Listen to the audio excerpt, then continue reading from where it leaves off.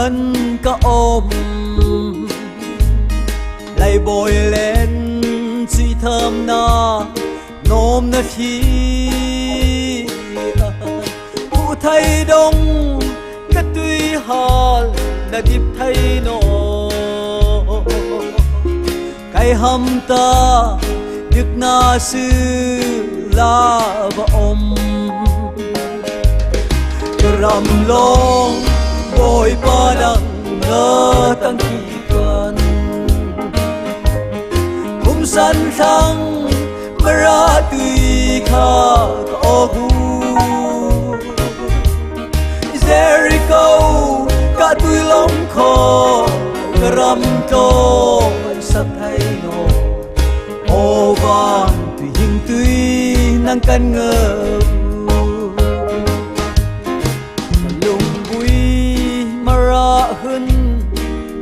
kha he Calvary thing lam tha ra na long a pheti dung gian tơ các thầy tay no ram hay na tuy chim te và long pa ram long bồi ba nắng ngơ tăng kỳ vàng sẵn thăng mà ra tùy khá có gu Jericho cả tùy lòng khó cả rằm to sắc thay nô ô bàn tùy hình tùy năng căn ngơ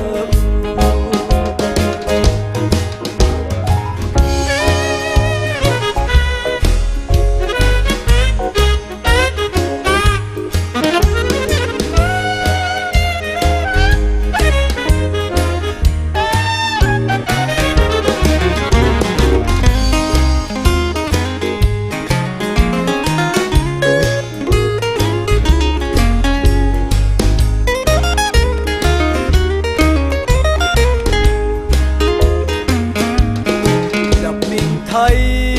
nỗ đi lấy thang long à van có ăn tuy là cả hôm nay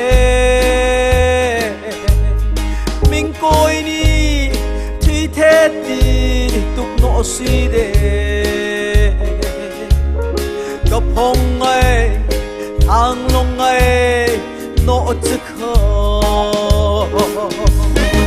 ram long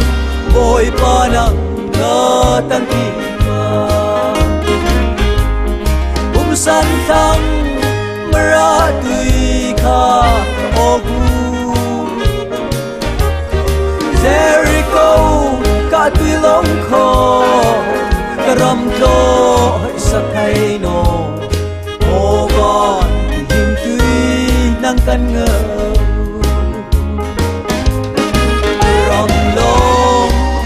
ba nắng ngơ tăng kỳ cũng sẵn thăng mà ra tùy khá ô gu Jericho cả tùy lòng khó